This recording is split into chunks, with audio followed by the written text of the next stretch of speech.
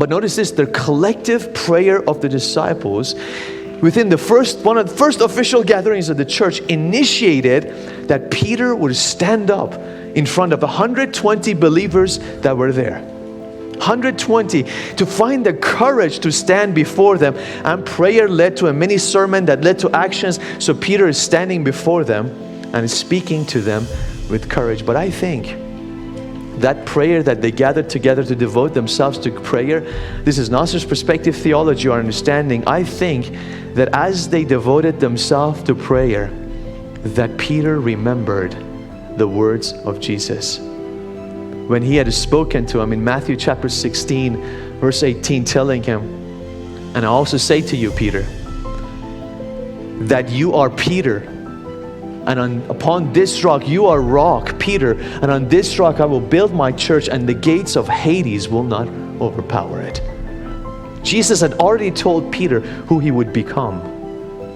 But as they devoted themselves to prayer, Peter began to establish his purpose.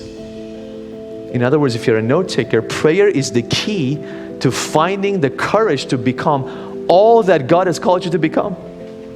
Is the key to establish you to become the person you're meant to be. Now, I hear people often say, well, I would share the gospel with other people. I would share my faith, but I'm afraid. What if they don't listen to me? What if they don't like me after it? Let me tell you this. Have you prayed?